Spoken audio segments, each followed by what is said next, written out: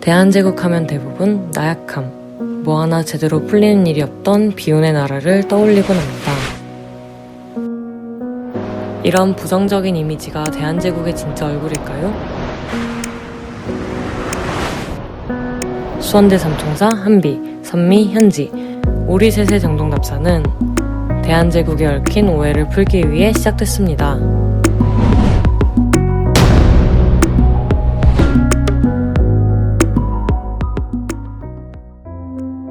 외국 열강들이 물밀듯 들어와 조선의 팔다리를 잘라가는 상황 속에서 을미사변으로 자신의 아내가 잔인하게 살해당하자 고종은 결국 러시아 공사관으로 피신하게 됩니다.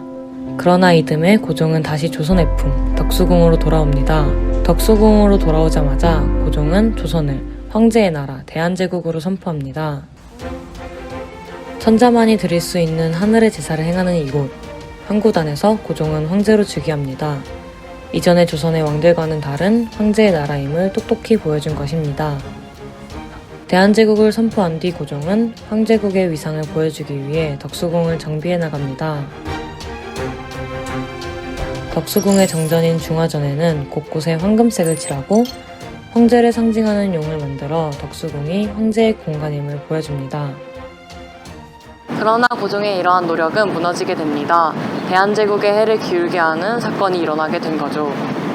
덕수궁을 대한제국의 황궁으로 정비해가는 과정에서 황제의 서재로 지어진 이곳 중명전은 대한제국의 한이 서린 곳입니다. 바로 일산늑약이 체결된 곳이기 때문이죠. 제국주의 열강의 힘의 논리 속에서 불법적으로 맺어진 일산늑약. 외교권이 박탈당한 일산늑약을 시작으로 대한제국은 서서히 무너지기 시작합니다. 결국 고종은 일본에 의해 강제퇴위를 당하고 1910년 일본에 병합됨으로써 대한제국은 역사 속으로 사라지고 맙니다. 잠깐만! 그런데 말입니다. 이곳 중명전은 대한제국의 자주성이 짓밟힌 곳이기도 하지만 대한제국 부활 시도의 장임을 기억해야 합니다. 일사늑약의 부당함을 알리기 위해 헤이그 특사가 파견된 곳이 바로 이곳 중명전이기 때문이죠.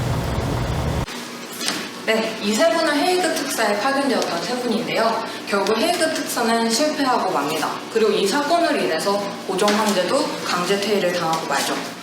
그렇다고 대한제국이 나약한 국가라고 저희가 단정 지을 수 있을까요?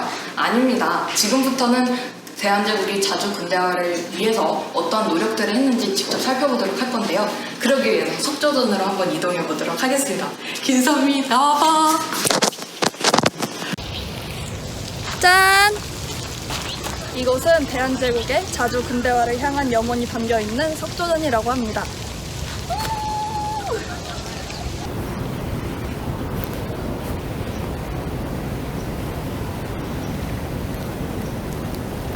고종은 옛것을 바탕으로 새것을 창조해낸다는 구본실참 이념을 바탕으로 여러가지 근대적 개혁을 추진하였습니다. 고종은 이를 통해 국가의 자주 독립과 근대화를 지향하였으며 점진적으로 내정 개혁을 일으켰는데 이를 광무개혁이라고 합니다. 고종은 광무양전 사업을 시행하고 지계를 발급했습니다. 또한 무역, 상공업에 종사하는 사람들을 위해 도량형을 통일하였습니다. 여권을 발급하여 외국 여행을 허가하였습니다. 다양한 분야의 인재 양성을 위해 실업학교, 의학교 등이 세워지게 되었습니다. 정동교회는 3.1운동 당시에 비밀리에 독립선언서를 등사한 일제강점기의 항일운동 거점지였습니다. 대한제국 때 통신원이 설립되어 전화가 개통되었고 산업진흥 정책을 통해 근대화 노선이 추구되면서 한성전기회사가 설립되어 노선에 전기를 공급하였습니다.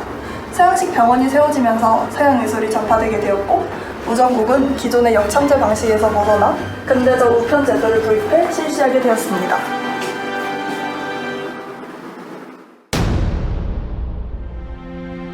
(1919년 1월 21일) 지금으로부터 100년 전 이곳 함령전에서는 대한제국의 황제였던 고종이 마지막 숨을 거두게 됩니다.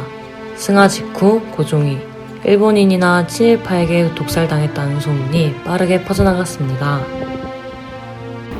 이는 백성들의 울분을 폭발시켰고 그 결과 3.1운동이 일어나게 됩니다.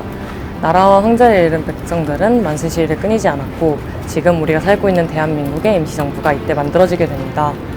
고종의 죽음은 대한민국 역사상 가장 의미 있는 독립운동의 기폭제가 된 것이죠.